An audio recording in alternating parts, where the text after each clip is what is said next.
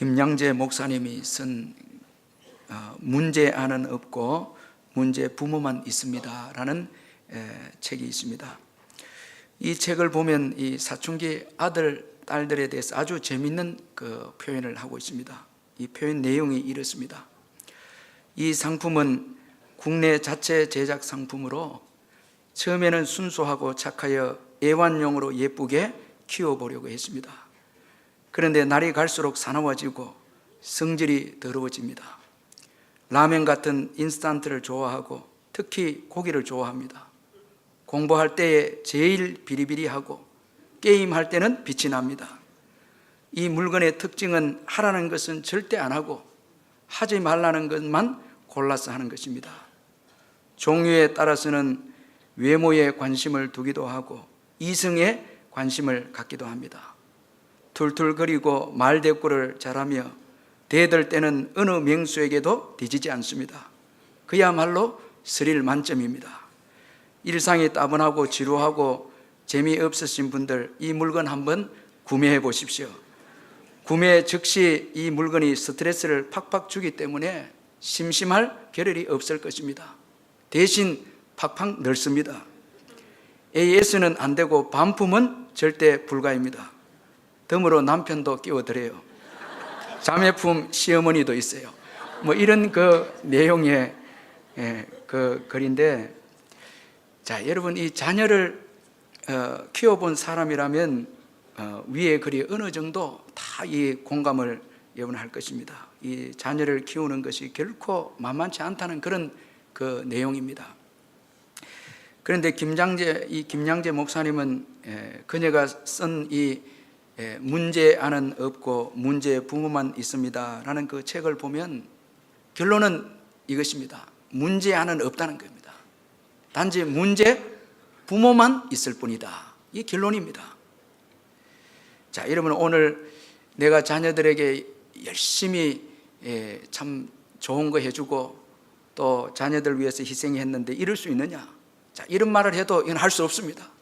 문제 아는 없고 문제 부모만 있다라는 것입니다.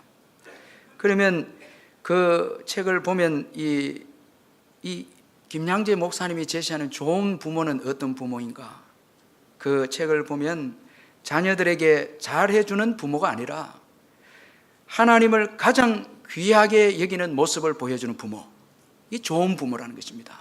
우리가 자녀들에게 뭐 필요한 거 채워주고 다 있는 거 그 없는 거 있게 해주고 하는 이 부모가 좋은 부모가 아니라 하나님을 가장 귀하게 여기는 부모, 그리고 예수를 믿는 믿음을 물려주는 부모, 이 부모가 가장 좋은 부모다. 자, 그 책에서 결론을 내립니다. 더 이상도 이하도 없습니다.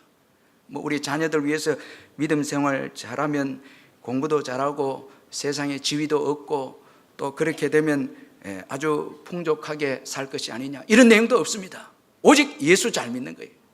그 이상 이하도 없습니다. 이 좋은 부모는 자기가 예수 잘 믿고 그 다음에 자녀들에게 이 신앙을 물려주는 부모이다. 그렇게 그 책에서 말하고 있습니다.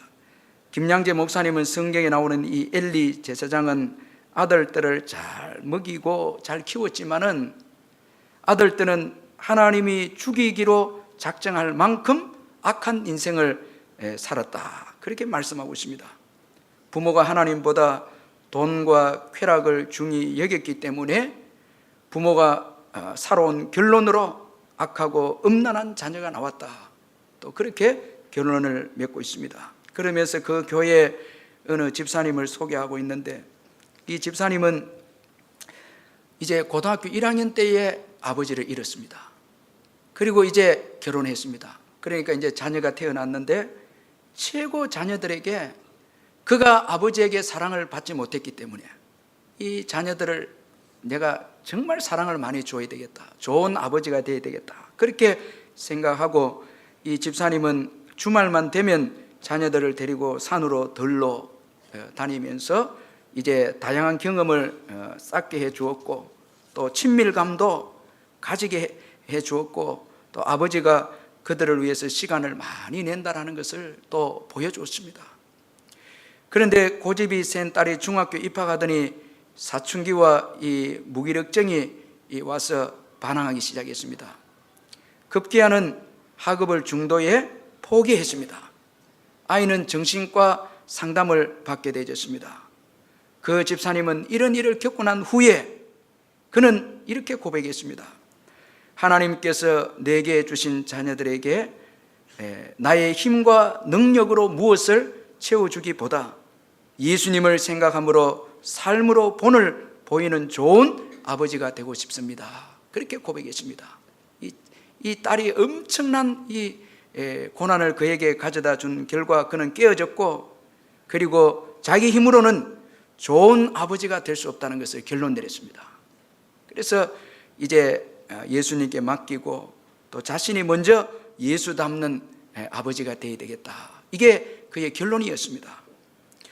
오늘 본문은 야곱의 아들들이 그의 동생 이 요셉을 노예로 파는 그 내용을 말씀하고 있습니다. 요셉의 형들은 그의 동생 요셉을 죽이려고 구덩이에 이제 던졌습니다. 그런데 오늘 보면 25절에 보면 그들은 앉아서 음식을 먹었습니다. 자, 여러분, 이 얼마나 참 몰인정하고 자기 중심적이고 이기적이고 아주 보복적이고 아주 살인적이고, 자, 그의 동생을 구덩이에 던졌습니다. 그리고 그들은 음식을 먹습니다. 이게 말이 됩니까, 여러분?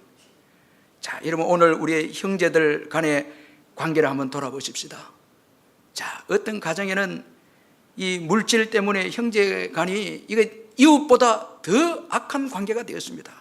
아주 여러분 사납고 아주 그 보복적이고 미워하고, 저도 성도들이 형제 간의 이야기를 이렇게 나눌 때 한번 들어보면, 야, 저거 형제인가? 피를 나눈 관계인가? 할 정도로 아주 미워하고 감옥에 갔으면 좋겠다, 심지어는 이렇게 말하는 사람도 있습니다. 자, 여러분, 오늘 요셉의 이 형들 보면 아주 잔인하고 아주 여러분 몰인정하고 자기중심적이고 이기적입니다. 어떤 주석가는 이들이 먹고 있는 이 음식, 이건 요셉이 아버지에게서 갖다 준 음식이다, 이렇게 또 해석하는 분이 있습니다. 자, 요셉이 가지고 온 음식을 먹으면서 이제 요셉은 구덩이에 던졌습니다. 그러면 음식을 먹고 있습니다. 자, 여러분이 얼마나 참 잔인하고 아주 참 몰인정하고 이기적인 그 형들의 모습을 볼 수가 있습니다. 그런데 이들이 이렇게 된 직접적인 이유는 바로 아버지 야곱의 편애 때문이었습니다.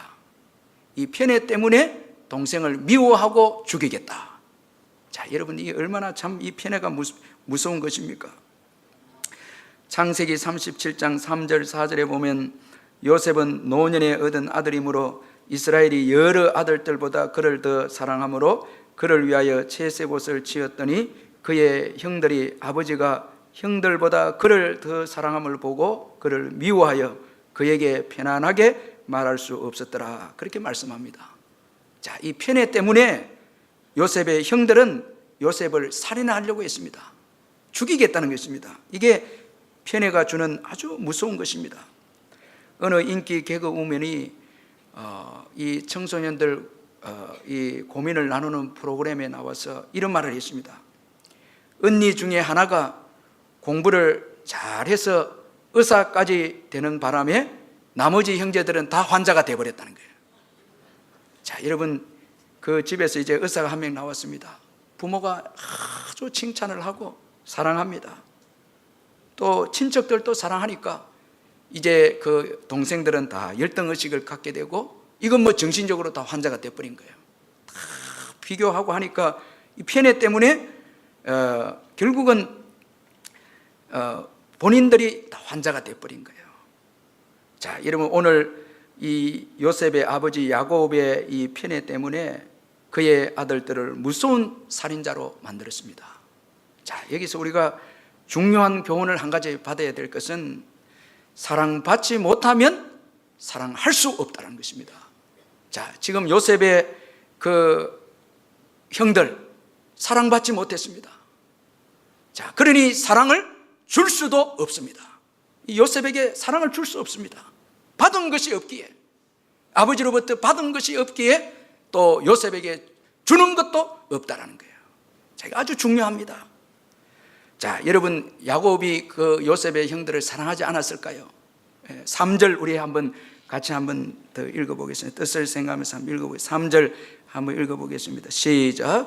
요셉은 노년에 얻은 아들이므로 이스라엘이 여러 아들들보다 그를 더 사랑함으로 그를 위하여 채색 옷을 지었더니. 자, 여러분, 이 야곱이 요셉의 그 형들도 사랑했습니다. 자, 사랑했는데 더 요셉을 사랑했습니다. 그런데 오늘 야곱이 그 요셉의 형들을 사랑한 그 사랑, 이건 여러분 하나님의 사랑이 아닙니다.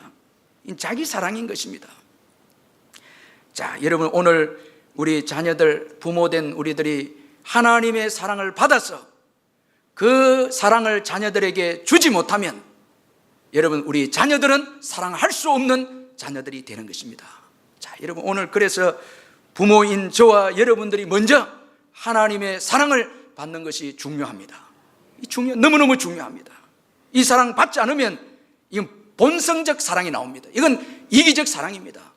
누가 뭐래도 이건 이기적 사랑. 하나님의 사랑을 받지 못하면, 십자가 사랑에 잠기지 않으면, 그 사랑을 날마다 받지 못하면 이건 인간적인 사랑이 나와서 자녀들을 사랑합니다. 그건 이기적입니다. 그건 집착입니다. 자, 여러분, 여기는 편에도 나옵니다. 조건적 사랑이 나옵니다.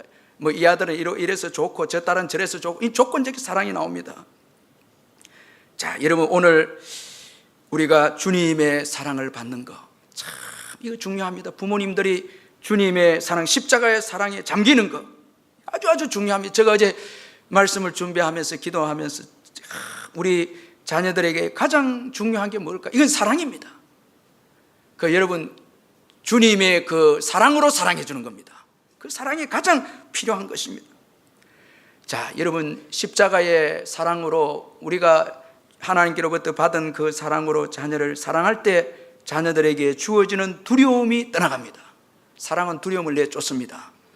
우리가 하나님께로부터 받은 사랑을 가지고 자녀들을 사랑하면 자녀들이 두려움에서 벗어나고 자유하게 되고 평안을 얻게 되고 또 그리고 소망 가운데 꿈을 가집니다. 만약에 우리의 사랑으로 사랑하면 분노합니다. 자, 여러분, 자녀가 자꾸 분노하고 있고 자녀가 혈기를 부리고 있다면 부모의 그 사랑, 그 의심해야 됩니다. 문제가 있습니다. 자, 교회에서 목회를 할 때 제가 최고 마음이 아픈 것은 부모가 사랑을 받지 못했습니다. 자, 특별히 하나님의 사랑을 받지 못했습니다. 그러니까 이제는 사랑을 줄 수가 없습니다. 만나는 사람들마다 부딪히고 또 가정도 깨어집니다. 내가 못 받았기 때문에 줄 수가 없습니다. 그래서 오늘, 자, 여러분, 나는 하나님의 부모된 나는 하나님의 사랑을 받고 있는가? 그리고 그 사랑으로 자녀를 사랑하고 있는가? 아니면 나의 이기적인 사랑으로, 나의 집착적인 사랑으로 자녀를 분노하게 만들고 있는가? 자, 이거 한번 돌아봐야 됩니다. 자, 여러분, 오늘 자녀를 주님의 사랑으로 용납하시기를 주의 이름으로 축원합니다. 다 용납하는 거예요. 자꾸 여러분 잘못했다, 옳다, 그러다, 이건 율법적 사랑입니다. 복음적 사랑은 용납하는 거예요. 그저 받아주는 거예요. 그리고 우리 자녀들 한 사람 한 사람에 대한 하나님의 계획이 있습니다. 자, 여러분, 요셉에게만 계획이 있었나요? 유다는 더 중요한 계획이 있었습니다. 유다의 후손으로 예수 그리스도가 태어납니다. 자, 지금 유다는 부족합니다. 그러나 여러분, 유다에게도 계획이 있고 다른 그 야곱의 자녀들에게도 다 하나님의 계획이 있고 뜻이 있습니다. 요셉에게만 계획이 있는 게 아닙니다. 자, 여러분, 야곱의 생애를 보면 야곱이 창세기 48장에 가서 비로소 하나님의 그 사랑을 뜨겁게 경험합니다. 자, 나를 나무로부터 지금까지 기르신 하나님, 이렇게 표현합니다. 이 하나님의 사랑입니다. 자, 그리고 난 다음에 49장, 창세기 49장에 이 야곱의 자녀들에 대한 축복의 기도가 나옵니다. 자, 사랑받아야 축복이 나옵니다. 자, 여러분, 오늘 하나님의 사랑도 깨닫지 못하고 받지 못하고 부모가 자녀들을 축복한다 할 때 그건 욕심의 축복이 될 수 있습니다. 자, 이거 해라, 뭐 성공해라, 축복. 이거는 여러분, 이거는 아이들 망가지게 하는 겁니다. 주님의 사랑을 먼저 깨닫고 그 다음에 그 사랑으로 자녀들을 축복할 때 그게 축복의 역사가 있는 것입니다. 자, 오늘 우리 자녀들이 나로 인해 분노하고 있는가?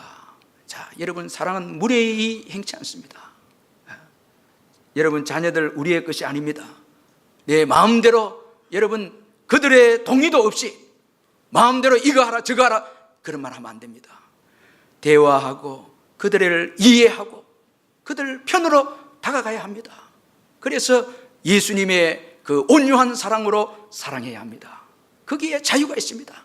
아이들의 기쁨이 있습니다. 꿈이 있습니다. 아, 내가 이 가정에 태어난 것에 대한 꿈이 있는 거예요. 기쁨이 있는 거예요. 그래서 제가 오늘 우리 부모님들에게 좀 제안하고 싶은 것은, 오늘은 집에 가서 너무 말 많이 하지 마시고 아이들을 꼭 한번 안아주시길 바랍니다. 아멘 하세요. 아멘 하세요. 예. 말 자꾸 하지 마시고, 예. 뭐 이래라 저래라 말하지 마시고 그저 들어가면 한번 안아주세요. 자, 여러분, 이게 복음입니다. 그러면 아이들은 속에서 어머니가 원하는 게, 아버지가 원하는 게 무엇이구나 이 깨닫습니다. 자, 여러분, 주님의 사랑이 나에게 어땠습니까? 자, 저는 어제 기도하면서 제가 감동받은 것은 아버지의 사랑은 너무너무 부유하다는 거예요. 내게는 줄 게 너무 많다는 거예요. 너에게 줄 것이 너무 많다. 오직 나만 구하라는 거예요. 참 너무너무 기도하면서 제가 감동을 받았습니다. 예. 예수님 안에 모든 것이 있습니다. 다 모든 것이 있습니다. 마음껏 주겠다는 거예요. 예. 자, 여러분, 자녀들 여러분 자꾸 뭐 이렇게 해라 저렇게 해라 말하기보다 좀 안아주시고 그리고 너에게 어려움이 없느냐 물어보시고 너가 할 말이 무엇이냐 듣기도 하고 좀 들으세요. 제발. 예. 말하려고 하지 마시고. 그러면은 그들이 이야기할 것입니다. 여러분, 그리고 말해도 늦지 않습니다. 자꾸 여러분 듣지도 않고, 예수님이 오늘 우리들에게 여러분 듣지 않고 말한 게 있습니까? 그렇지 않습니다. 예수님은 다 들어주셨습니다. 듣고 말하는 거예요. 그리고 여러분 안아주시고 기도해 주시고 위로하세요. 예, 위로하시기를 바랍니다.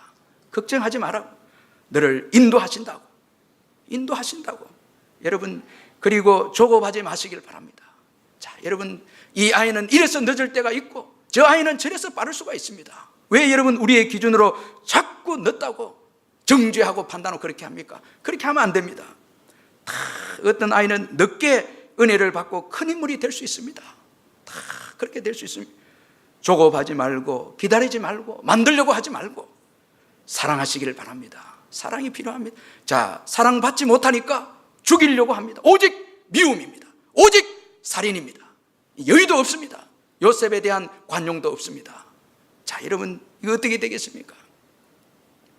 자, 오늘 여러분 문자라도 부모 사랑한다, 잘못했다, 자, 한번 그렇게 이어보시길 바랍니다. 그렇게 하면 대화가 되고 또 이게 풀리는 거예요. 자, 여러분, 이 야곱의 이 편에 이것은 그 아들들도 망가지게 했고 요셉도 사랑하는 아들도 고생하게 하고, 그리고 가장 중요한 것은 본인이 큰 슬픔과 고통을 또 얻게 되어졌습니다. 자, 편애한 결과 엄청난 슬픔과 고통을 겪게 된 야곱입니다. 요셉의 형들은 요셉을 이스마엘 상인들에게 팔아버렸습니다. 그리고는 그 형들은 요셉의 옷에 이 순념소에 피를 적셔서 그의 아버지에게 보냈습니다. 그런데 오늘 본문에 보면 피가 묻혀진 요셉의 옷을 본 야곱은 대성통곡을 합니다. 오늘 본문 33절 35절에 보면 아버지가 그것을 알아보고 아버지가 이르되 내 아들의 옷이라 악한 짐승이 그를 잡아먹었도다. 요셉이 분명히 찢겼도다 하고 자기 옷을 찢고 굵은 배로 허리를 묶고 오랫도록 그의 아들을 위하여 애통하니 그의 모든 자녀가 위로하되 그가 그 위로를 받지 아니하여 이르되 내가 슬퍼하며 스올로 내려가 아들에게로 가리라 하고 그의 아버지가 그를 위하여 울었더라 말씀하고 있습니다. 자, 여러분, 집착하면 집착할수록 잃게 되고 많이 사랑하면 사랑할수록 더 슬픈 게 여러분 오늘 우리 인생의 여정에 주어지는 결과입니다. 여러분, 인생은 심은 대로 거둡니다. 자, 여러분, 오늘 요셉의 이 형들이 아버지를 속입니다. 자, 지난날 야곱이 아버지를 속였습니다. 그리고 축복을 빼앗았습니다. 자, 여러분, 오늘 내가 누구를 속였습니까? 그렇다면 내일 내가 속임을 당하게 됩니다. 이거 우리가 절대 잊지 말아야 합니다. 그러므로 부족하지만 저와 여러분 진실하게 살고 회개하면서 살고 정직하게 사십시다. 자, 여러분 이거 중요합니다. 그리고 내 힘만으로 자녀를 키울 수 없다는 것을 또 교훈해 주고 있습니다. 이 야곱의 애통, 완전히 깨어지는 것입니다. 야곱은 요셉을 채색 옷을 입히면서 아주 애주중지 요셉을 키웠습니다. 그러나 이런 요셉이 형들에 의해서 채색 옷이 벗겨지고 노예로 팔려가는 불행한 인생이 되고 말았습니다. 사랑하는 아들을 잃고 말았습니다. 이 야곱의 요셉에 대한 이 꿈은 산산조각 나고 말았습니다. 자, 이 요셉을 채색 옷을 입힌 것은 장자라는 거예요. 장자고 앞으로 자기 가정을 이끌어가고 별 문제 없이 고생 없이 키우겠다는 야곱의 의도입니다. 아주 귀한 아들이기 때문에 일도 안 시키고 고생도 안 시키고 채색 옷을 입혀서 그리고 장차 이 가정을 이끌어가는 장자로 세우겠다. 이 야곱의 계획이었습니다. 그런데 야곱의 계획은 산산조각 나고 말았습니다. 여기에서 이제 하나님의 꿈이 이제 시작이 됩니다. 하나님이 일하십니다. 자, 여러분 오늘 우리 자녀들에 대한 우리의 꿈이 깨어져야 주님이 일하심을 믿으시길 바랍니다. 주님이 일하십니다. 우리 자녀들 내 계획대로 키우려고 하고 내 힘으로 내 지혜대로 내 계획대로 키우려고 하면 안 됩니다. 제발 우리 자녀들에게 뭐 초등학교 1학년 때 100점 맞았다고 해서 이미 서울대까지 부모는 뭐 어떤 부모는 하버드까지 계획을 하고 이렇게 하는데 그것 좀 내려놓고 좀 내려놓고 여러분 예수 안에서 아이들이 자유하면서 안식을 누리면서 자기에게 주어진 은사대로 인생을 살도록 여러분 만들어 주시길 바랍니다. 기도할 때도 자꾸 내 욕심대로 기도하지 마시고 아이들 은사대로 여러분 은사대로 아이들이 성공하도록 기도해 주고 또 지들이 또 자력으로 일어설 수 있도록 또 도와주기도 하고 다 알아서 해주고 길을 열어주고 거기에 맞지 않으면 화를 내고 이건 여러분 이건 아닌 것입니다. 이건 교만입니다. 이건 무례한 것입니다. 이건 아이들을 분노하게 만드는 것입니다. 우리가 도와줄 건 도와주되 궁극적으로는 다 주께 맡기는 것입니다. 나의 노력도 나의 계획도 다 한계가 있습니다. 여러분 자녀들을 키워보면 아시겠지만은 내가 원하는 대로 내 마음대로 자녀들이 그리 가는 게 아닙니다. 다 주님이 원하는 대로 주님의 계획대로 가게 되어짐을 믿으시길 바랍니다. 마침내 요셉은 형들에 의해서 이스마엘 상인들에게 은 20에 팔려서 애굽으로 가는 신세가 되고 말았습니다. 그리고 오늘 이 말씀의 결론적으로 보면 요셉은 애굽의 바로의 신하 진위대장 보디발 집에 노예로 팔렸다. 그렇게 오늘 말씀은 결론을 내리고 있습니다. 자, 이제 요셉은 모든 것을 다 잃어버렸습니다. 아버지의 사랑도 잃어버렸고, 자, 아버지의 사랑도 잃어버렸고, 또 자유도 잃어버렸습니다. 이제 노예입니다. 수동적 인생입니다. 자, 끌려갑니다. 팔려갑니다. 권리도 잃어버렸습니다. 다 잃게 되었습니다. 그러나 여러분 나중에 요셉의 고백에서 보면 이것은 하나님의 인도하심이었다. 그렇게 그가 말씀하고 있습니다. 자, 애굽으로 노예로 팔려갑니다. 다 잃어버렸습니다. 근데 놀라운 것은 나중에 우리가 창세기 39장에 살펴보겠지만은 다 잃어버리고 노예가 됐지만은 주님이 요셉과 함께 애굽에 갔다는 것입니다. 요셉과 함께 갔습니다. 자, 여러분 주님이 함께 하시면 되는 것입니다. 주님이 함께 하면 되는 것입니다. 주님이 함께 가셨습니다. 두려워할 필요가 없는 것입니다. 믿음으로 살면 됩니다. 자녀들이 됩니다. 걱정할 이유가 없습니다. 자, 애굽으로 내려온 거 이거 다 하나님의 섭니다. 그렇게 요셉이 형들에게 말씀을 했습니다. 창세기 45장 4절 5절에 보면 요셉이 형들에게 이르되 내게로 가까이 오소서. 그들이 가까이 가니 이르되 나는 당신들의 아우 요셉이니 당신들이 애굽의 판자라. 당신들이 나를 이곳에 팔았다고 해서 근심하지 마소서. 한탄하지 마소서. 하나님이 생명을 구원하시려고 나를 당신들보다 먼저 보내셨나이다. 자, 하나님이 보내셨다는 거예요. 당신들이 팔았지만 하나님이 보내셨다는 거예요. 하나님의 인도하심이었다. 그렇게 고백을 하고 있습니다. 따라서 요셉에게 일어난 모든 일들에는 우연이 없었다는 것입니다. 다 하나님의 뜻과 섭리가 있었다는 것입니다. 형들에게 미움을 받은 것과 구덩이에 던져진 것과 이스마엘 상인들에게 팔린 것과 애굽에 온 것과 특별히 보디발 집에 노예로 팔린 것 모두가 하나님의 계획 아래 있었다라는 것을 말씀을 하고 있습니다. 하나님은 모든 것을 합력하여 선을 이루어 주셨습니다. 그러므로 우리에게 주어진 열악한 환경에 대해서 원망하거나 불평하지 마시고 주님의 계획이 있고 뜻이 있음을 믿고 감사하시기를 주의 이름으로 축원합니다. 범사에 감사하시길 바랍니다. 어떤 환경에서도 여러분 낙망하거나 절망하지 마시고 다 뜻이 있습니다.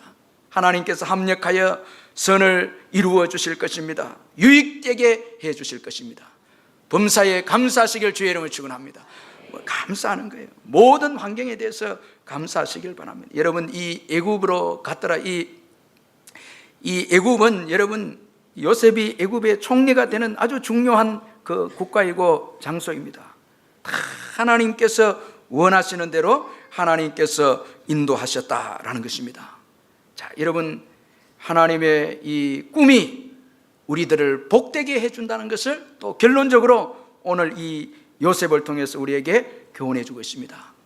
자, 여러분 이 하나님의 꿈, 그 꿈 때문에 요셉은 모든 것을 다 잃었지만은 그러나 주님은 함께 하셨습니다.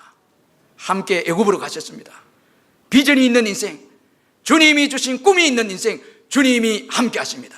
그래서 마태복음 28장 19절에서 여러분 20절에 보면 너희는 가서 모든 족속으로 제자를 삼으라 쭉 말씀하고 난 다음에 세상 끝날까지 너희와 항상 함께 있으리라. 자, 주님이 주신 이 비전을 가지고 살면 주님이 끝까지 우리와 함께 하십니다. 할렐루야. 주님이 주신 꿈과 비전을, 복음 증거의 비전을 가지고 살면 주님이 우리와 함께 하십니다. 요셉이 주님께서 요셉과 함께 하셨습니다. 다 잃어버렸지만 그러나 비전을 가지고 애굽으로 내려간 요셉과 주님은 함께 하셨습니다. 이게 얼마나 큰 축복입니까? 여러분 땅의 것 붙잡지 마시고 하나님의 꿈을 붙잡으시기를 주의 이름으로 축원합니다. 이게 우리를 복되게 하는 게 하나님의 꿈입니다. 복음 증거의 비전입니다. 오늘도 다시 한번 여러분 복음을 붙잡고 복음 증거의 이 비전, 모든 족속으로 제자를 삼는 이 꿈 붙잡으시기를 주의 이름으로 축원합니다. 다른 것 붙잡으면 안 됩니다. 여러분 여기에는 주님이 함께 하십니다. 요셉과 주님이 함께 하셨습니다. 오직 꿈만 들고 간 거예요. 꿈만 가지고 애굽에 내려갔는데 하나님이 그와 함께 하셨습니다. 자, 여러분 얼마나 이 참 놀라운 그 축복이 아닐 수 없습니다. 이 하나님의 꿈, 이 꿈이 우리를 복되게 한다라는 것을 잊지 마시길 바랍니다. 그래서 또 꿈을 꾸는 거예요. 복음 증거에 이 울산 복음화, 민족 복음화, 세계 복음화에 위해서 꿈을 꾸시기를 주의 이름으로 축원합니다. 기도하고 여러분 이 지역 복음화 가슴이 뛰지 않습니까? 이거 하나님이 함께 하시고 축복하십니다. 과거 노르웨이는 유럽에서 가장 가난한 나라였는데 교육 수준도 가장 낮았고 국민은 거의 자유를 누리지 못한 아주 그 열악한 그런 나라였습니다. 하지만 지금 노르웨이는 1인당 국민소득이 세계에서 가장 높은 그런 국가입니다. 노르웨이의 훌륭한 교육 체제로 인해서 문맹률은 0%이고 국민은 많은 자유를 누리고 있습니다. 그런데 이런 오늘 이 노르웨이의 이 축복은 19세기에 하나님의 말씀을 가르친 한 사람에 의해서 시작이 되었습니다. 그 사람의 이름은 바로 한스 닐센 이 해우게라는 사람이었습니다. 이 해우게는 농부의 아들이었고 성경을 늘 가까이 하는 가정에서 태어났습니다. 해우게가 이제 5세가 되었을 때 들판을 쭉 걸었는데 그때 갑자기 이제 그 주님을 인격적으로 만나는 체험을 합니다. 그 기도하고 찬양하고 들판을 쭉 걷는 가운데 하나님께서 그를 만나 주셨고 하나님께서 그를 자녀로 받아 주셨고 또 자신의 죄가 용서함을 받았다는 것을 그 들판에서 깨닫게 되었습니다. 예수님을 구주로 만나고 이제 하나님의 자녀가 되고 죄 사함의 용서를 이제 받은 것을 깨닫게 되었습니다. 그런데 놀라운 것은요, 그때 구원을 받으면서 그의 마음속에 비전과 소망이 생겼습니다. 그것은 바로 자신은 노르웨이 전역에서 하나님의 말씀을 전해야 되겠다. 이걸 느끼게 되었습니다. 자, 여러분, 오늘 우리가 예수 믿을 때에 받았던 그 소망이 있죠. 저도 있습니다. 예수를 만났을 때의 그 소망, 비전, 꿈이 있습니다. 이 민족 복음화, 또 가정 복음화, 우리가 예수님을 처음 만났을 때에 그 받은 은혜, 그러면서 동시에 꿈이 있었습니다. 가정 복음화, 민족 복음화, 세계 복음화를 위해서 나를 드리겠다. 이 해옥에도 이 소망을 가지게 되었습니다. 여러분, 예수를 믿으면 소망이 생깁니다. 꿈이 생깁니다. 꿈이 복음 증거에 꿈이 생겼습니다. 그래서 이 해옥에는 이 비전을 이루기 위해서 그 당시에 아주 열악한 이 노르웨이에서 그는 걸어 다니면서 복음을 전하고 스키를 타고 다니면서 곳곳을 방문하면서 자신이 발견한 이 믿음의 능력을 나누었습니다. 그가 전한 말씀은 너무나 강력했고 파괴적이어서 교회는 충격을 받았습니다. 그 당시에 교회는 합리주의로 인해서 무기력에 빠져 있어요. 구원의 역사도 없고 새 생명의 탄생도 없고 침체되고 합리적인 그런 교회였는데 성령의 체험을 하고 구원을 체험을 하고 죄사함의 은혜를 받은 이 해옥에는 교회에 나가서 말씀을 전했을 때에 많은 사람들이 도전을 받기 시작했습니다. 이로 인해서 수많은 노르웨이 사람들의 마음을 하나님이 움직여서 이 해옥회를 통해서 구원의 역사가 일어나도록 했습니다. 가난한 노르웨이의 흥분과 새 소망이 꿈틀거리기 시작했습니다. 예수 믿으면서 야, 우리도 할 수 있구나, 이런 소망이 주어졌고 꿈이 생기고 우리나라도 하나님의 축복을 받을 수 있다는 이런 비전이 이 백성들에게 일어나기 시작했습니다. 자, 여러분, 그가 열심히 이렇게 사역을 하니까 기독권을 가진 종교 지도자들이 핍박을 해서 감옥에 가게 됩니다. 감옥에 갇혀 있을 때나 그는 나왔을 때나 여전히 변함없이 하나님을 섬기고 나라를 제자화했습니다. 가는 곳곳마다 제자화시켰습니다. 그는 더 많은 사람들에게 복음을 전하고자 책을 썼습니다. 그는 신앙에 관한 책뿐만 아니라 자녀 교육, 정직한 사업을 통한 부의 창출, 이런 성경적 근거에서 다양하게 그 주제에 대해서 책을 썼습니다. 그의 노력으로 노르웨이가 변화되기 시작했습니다. 자, 직장이 변화되고 가정이 변화되고 사회 각 영역에 영향을 끼치는 놀라운 그런 역사가 일어나기 시작했습니다. 그들은 이 해우계를 통해서 변화받은 자들은 사회를 제자화했고 이로 인해서 노르웨이는 점차 변하기 시작했습니다.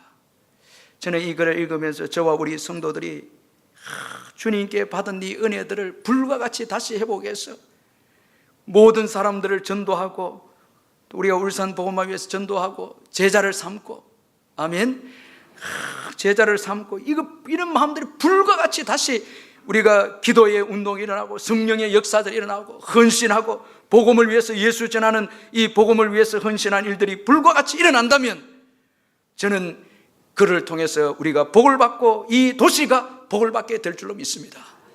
오늘 여러분, 우리가 땅의 것 생각하고 바라보고 서로 죽이고 미워하고 보복하고 이 요셉의 형들처럼 이런 삶을 살면 미래가 없지만은 요셉처럼 꿈을 가진 자가 되어진다면, 열방을 향해서 양식을 나누어 주고 열방을 살리는 그 꿈을 가진다면 그 요셉의 꿈이 복되게 한 것처럼 오늘 우리들도 복되게 줄 줄 믿습니다.